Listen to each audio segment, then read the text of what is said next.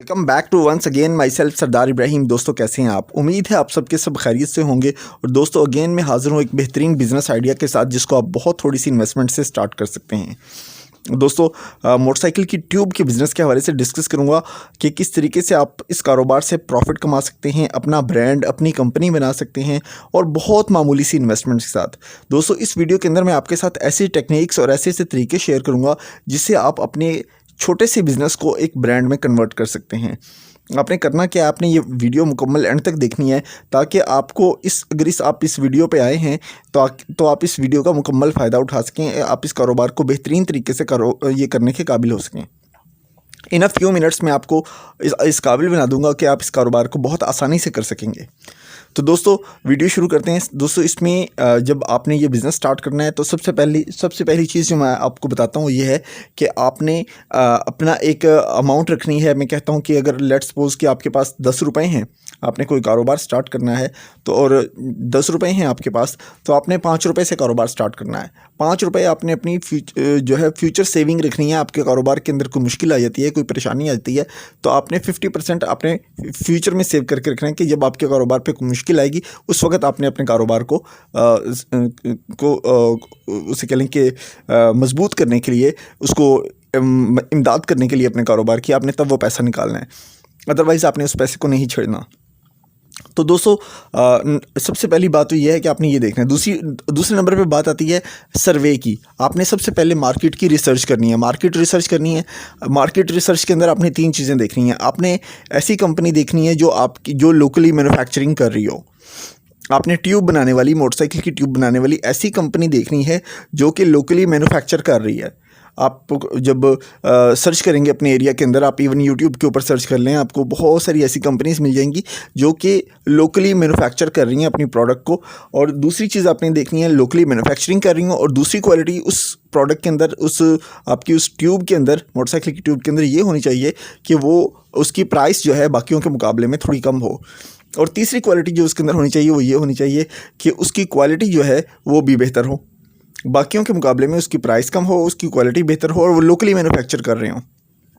और दोस्तों एक चौथी खूबी जो जिसका ख़ास तौर पर आपने ध्यान रखना है वो ये है कि आप उसको अपने ब्रांड नेम के साथ आपने लॉन्च करना है। तो आप उनके साथ डिस्कस कर लें कि प्रोडक्ट आपका हम ले लूँगा, मैं आपका प्रोडक्ट ले लूँगा, लेकिन मुझे उसके ऊपर आपका ब्रांड नेम नहीं चाहिए, मुझे उसके ऊपर ब्रांड नेम अपना लगाना है। आपने क्या करना है, आपने प्रिंटिंग करवा लेनी है। आपने देखना है कि मार्केट के अंदर जो अच्छी कंपनीज़ हैं उनका किस तरह की जो है डिज़ाइंस हैं, लोगो हैं, किस तरह से। तो आपने अपना लोगो और डिज़ाइन ज़रा अच्छा सा करवा के आपने एक अच्छी सी उसकी पैकिंग जो है आपने तैयार करवा लेनी है। आपने जब उसकी पैकिंग करवा लेनी है, प्रिंटिंग जो आपने करवानी है उसकी वो प्रिंटिंग शुरू में बहुत ज़्यादा प्रिंटिंग नहीं करवा लेनी। आपने प्रिंटिंग करवानी है बिल्कुल मामूली सी। जैसे लेट्स सपोज कि आपने 500 बैग प्रिंट करवा लिए, 1000 बैग करवा लीजिए। वो असल में जब आप 500 या 1000 की बात करते हैं ना तो वो बहुत ज़्यादा आपको हाई प्राइस बताते हैं और आपको कहते हैं कि अगर आपने प्रॉफिट कमाना है तो आप देखें आपको बचत हो जाएगी, आप 5000 छुपवा लें, आप 10,000 छुपवा लें, आप 25,000 छुपवा लें। तो दोस्तों आपको ये 5000, 10,000 और 25,000 प्रिंट करवाने की ज़रूरत नहीं है। वो जो 10,000 जिसके ऊपर आपकी अभी थोड़ी कॉस्ट ज़्यादा आपको लग रही है कि आएगी, वो आपको सस्ता पड़ेगा। क्योंकि ऐसा होता है कि फर्स्ट टाइम आपने कोई प्रोडक्ट तैयार करवा ली, बनवा ली, अब कल को आपने उसमें चेंजिंग करवानी है, आपको उसको लोगो पसंद नहीं आया, आपने उसके अंदर कोई चीज़ ऐड करवानी है, कोई उसमें से कुछ प्लस माइनस करना होता है। तो आप फिर इतना सारा आप प्रिंटिंग करवा के बैठे होंगे तो फिर तो आप इस कंडीशन में नहीं होंगे कि आप अपनी प्रोडक्ट की प्रिंटिंग करवा सकें या उसको नए तरीके से जो है उसे मार्केट के अंदर लेके आ सकें। आप इस कंडीशन में नहीं होंगे। लेकिन जब आपके पास थोड़ी तादाद के अंदर होगा तो आप बहुत सारी तब्दीलियाँ, बहुत सारी चेंजेस लेकर आ सकते हैं और अपनी पैकेजिंग को मज़ीद बेहतर बना सकते हैं। तो दोस्तों दूसरा अहम पॉइंट जो है वो ये है कि आपने उसकी जो पैकेजिंग है उसके ऊपर ख़ास ध्यान देना है। जब आप उसकी पैकेजिंग अच्छी कर लेंगे, उसका मोनोग्राम, उसका लोगो, उसकी प्राइस भी मार्केट से के मुकाबले में थोड़ी अच्छी होगी। अब बारी आती है उसकी, अब आपका प्रोडक्ट जब बन के आपके पास रेडी हो गया, अब आपके पास सारा स्टॉक आपके पास अवेलेबल हो गया, तो अब बारी आती है कि अब आप अपनी प्रोडक्ट को मार्केट करें। अपने प्रोडक्ट को मार्केट करने के लिए आपने क्या करना है, आपने उसके लिए प्रॉपर एक सेल्स प्रोसेस है। सेल्स प्रोसेस ये है कि आपने मार्केट के लिए सबसे पहले तो खुद निकलना है। आपने मार्केट में जाना है, आपने एक रजिस्टर लेना है, उसके ऊपर मुख्तलिफ एरियाज़ के नाम लिखने हैं। फर्स्ट डे आपको जाना है उन तमाम शॉपकीपर्स के पास जो कि मोटरसाइकिल की ट्यूब सेल करते हैं। आपको ये जो पंचर लगाने वाले होते हैं इनके आपको इनके पास विज़िट करना है। आपने इनको ऑफ़र्स देनी है, आपने इनको अच्छा डिस्काउंट देंगे। देखें आप अच्छा अगर इनको डिस्काउंट देंगे, आप दुकानदार का ख्याल करेंगे, दुकानदार आपको बार बार ऑर्डर देगा। आपने बहुत ज़्यादा शुरू के चक्कर में नहीं पड़ना है। शुरू में अगर आप कम प्रॉफिट मार्जिन के साथ भी अपना काम करेंगे तो आपको उसे अपना कस्टमर बनाना है। जब आप उसका एक मरतबा वो आपका कस्टमर बन गया तो फिर वो आपको उससे बार बार ऑर्डर्स मिलेंगे और आप उससे प्रॉफिट कमाएंगे। शुरू में अगर आपको ज़्यादा प्रॉफिट नहीं भी मिल रहा तो आपने कम के ऊपर गुजारा कर लेना है, ठीक है। तो दोस्तों दूसरी अहम बात ये कि जब आपने वो सारे की सारी चीज़ें आपने पहले दिन आप गए, आपने बहुत सारे ऑर्डर्स जो हैं वो कलेक्ट कर लिए। और एक बात का आपने ख़ास तौर पे ध्यान रखना है, सेल बेस के ऊपर कहीं नहीं रखवाना। आपका नया कारोबार है, आप प्रॉफिट कम रख लें लेकिन आपने सेल बेस के ऊपर नहीं रखवाना। आपने उसको बेच के आना है। आपने उनसे कहना है कि मैं सेल बेस के ऊपर नहीं दूंगा, मैं आपको प्रोडक्ट दूंगा और दूसरे हाथ से आपसे पैसे लूँगा, मतलब मैंने नकद पे सेल करना है। नए कारोबार के अंदर कभी भी सेल बेस के ऊपर आपने काम नहीं करना। जब आपका माल बहुत ज़्यादा बिकने लग गया है तब आप देख लें कि अब आप सेल बेस के ऊपर स्टार्ट करना चाह रहे हैं, तब आप सेल बेस के ऊपर करें। लेकिन स्टार्टिंग के अंदर मैं आपको कभी भी रिकमेंड नहीं करूंगा, क्योंकि आपके पास मामूली सा सरमाया है, थोड़े से पैसों से आपने अपना कारोबार स्टार्ट किया है, उसके अंदर आप सेल बेस के ऊपर लोगों को चीज़ें देने लग जाएँ अपनी जो है उसे आप उनको सेल करने के लिए जाएँ तो दैट्स नॉट गुड। ये आपके बिज़नेस के लिए बहुत ज़्यादा हार्मफुल होगा। तो दूसरी अहम बात यह है कि आपने जब जिन जिन लोगों से आपको ऑर्डर्स मिले उनके आपने उनकी शॉप का नाम, उनका जो शॉप का जो ऑनर है उसका नाम लिखने लेना है। आपने उन लोगों के नाम लिख के अपने पास रख लेने हैं। जब आपके पास उन लोगों के नाम आ जाएंगे, उनके नाम लिख के आप अपने पास रख लेंगे, उनका फ़ोन नंबर, कोशिश करें उनका विजिटिंग कार्ड अपने साथ लेके आएँ। एक दिन आप एक एरिया के अंदर गए, अगले दिन आप वहाँ पर सप्लाई करके आए। पहले दिन ऑर्डर लेके आए, अगले दिन सप्लाई करके आए। अब नेक्स्ट डे 2 दिन के बाद, यानी कि पहले दिन ऑर्डर गया, अगले दिन सप्लाई गई। अब आप तीसरे दिन आप नए एरिया के अंदर जाएंगे, वहाँ पर ऑर्डर लेंगे, उससे अगले दिन सप्लाई करेंगे। तो दोस्तों 3 एरियाज़ को आप फोकस करें कि आपने 3 एरियाज़ के अंदर जाना है। पहले दिन आपने ऑर्डर लेना है, अगले दिन आपने सप्लाई करके आनी है। पहले दिन आपने ऑर्डर लेना है, अगले दिन आपने सप्लाई करके आनी है। इस तरह आपने 3 एरियाज़ को आपने फोकस करना है। तो दोस्तों आपने जब 3 एरियाज़ के ऊपर आप फोकस कर रहे होंगे तो उसका फ़ायदा ये होगा कि आपको पता होगा कि कौन कौन से कस्टमर्स जो हैं वो आपसे शॉप पे आपका जो है अपनी शॉप के ऊपर बैठते हैं और आपसे प्रोडक्ट ख़रीदते हैं।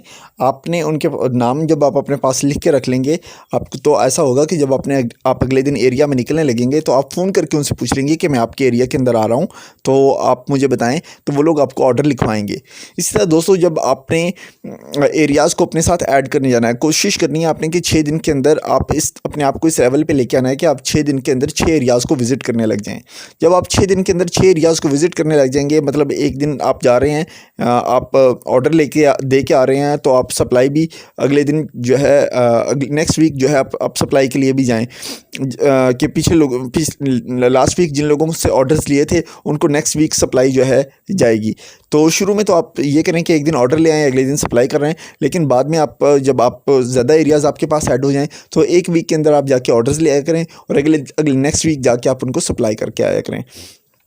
सुबह निकलने से पहले चूँकि आपके पास नंबर्स होंगे, उन लोगों को कॉल कर लिया करें कि आज मैं आपके एरिया के अंदर विज़िट कर रहा हूँ, आप मुझे बताएं कि कोई आपका ऑर्डर है तो मुझे बता दें, मैं अपने साथ कैरी करता हुआ ले आऊँगा और आपको वो ऑर्डर आपको मिल जाएगा। वरना बहुत सारे ऑर्डर्स जब आप एरिया के अंदर जाएंगे तो आपको एरिया के अंदर विज़िट करने की वजह से कुछ नए दुकानदार, नए शॉपकीपर्स भी आपकी उस लिस्ट के अंदर ऐड होंगे और आपको बहुत सारे ऑर्डर्स और भी मिलेंगे।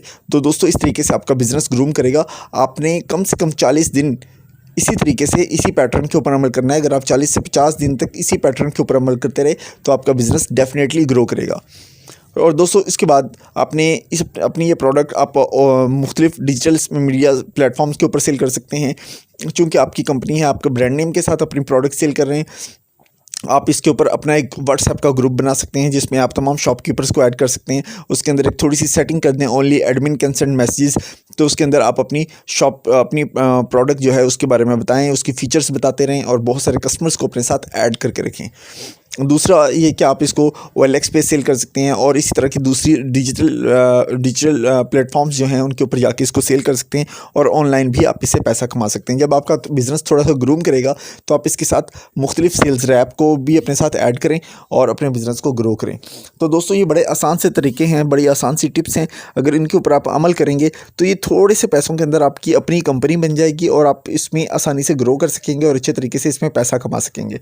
जब आप अच्छे तरीके से आप देखें कि अब आप बिजनेस इस पे आपका बिजनेस ग्रो कर रहा है, इसमें आप बहुत ज़्यादा सेल्स कर रहे हैं और बहुत ज़्यादा प्रॉफिट कमा रहे हैं, आपके सेल्स टारगेट जो हैं अचीव हो रहे हैं, तो दोस्तों अब ये टाइम है कि अब आप इसकी मैन्युफैक्चरिंग की तरफ आएँ। अब आप इसकी प्रोडक्ट जो है उसमें ऐड करने शुरू करें, आप उसके अंदर मज़ीद प्रोडक्ट्स ऐड करें, लेकिन शुरू के अंदर आप सिंगल प्रोडक्ट के ऊपर काम करें, अच्छे तरीके से इसके ऊपर मेहनत करें, आप इससे प्रॉफिट कमाएं। जब आपका बिज़नेस ग्रो करेगा तो फिर आप इसके अंदर मुख्तलिफ प्रोडक्ट्स भी ऐड करें और इसकी मैन्युफैक्चरिंग भी करें और फिर इसके प्रोडक्शन यूनिट की तरफ जाएँ।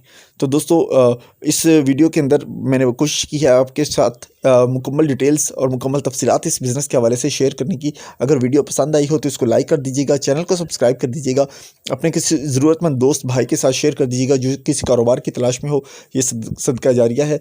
तो दोस्तों मिलते हैं नेक्स्ट वीडियो में नेक्स्ट बिज़नेस आइडिया के साथ। Thank you very much.